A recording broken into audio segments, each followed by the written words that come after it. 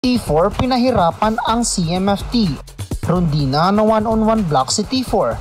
Bagong starting 6 ni Coach Alin Sunurin na di umubra.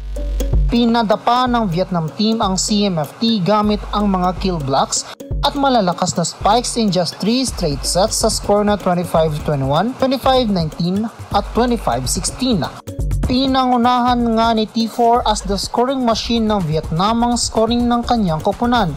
Hindi nga halos nababantayan ito ng CMFT at hindi nakakapa ng koponan ang mga hampas nito mapa cross-court man or down the line.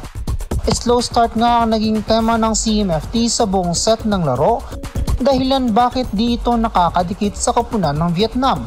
Pinahirapan at pinaulanan ng combination ng Vietnam ang CMFT at hindi na nga ito binigyan pa ng pagkakataon na makakuha ng momentum sa laro. Di nga umubra ang new starting 6 ni Coach Alin Sunurin at medyo nahihirapan pang mag-adjust ang mga ito sa loob ng court.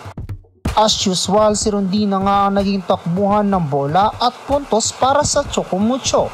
Highlights nga sa laro ang pag 1-on-1 block nito kay T4 kung saan nababantayan nito ang ginawang combination play ng Vietnam at sulit block ang nagawa nito para kay T4. Well, tao lang din naman si Rondina at kailangan niya ng kahalili ting sa opensa.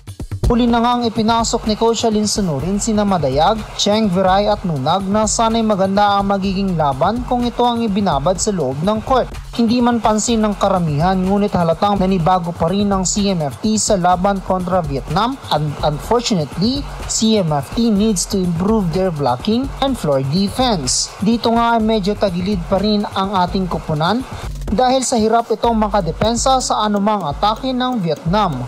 Still want to congratulate UB team for giving their best fight against Vietnam.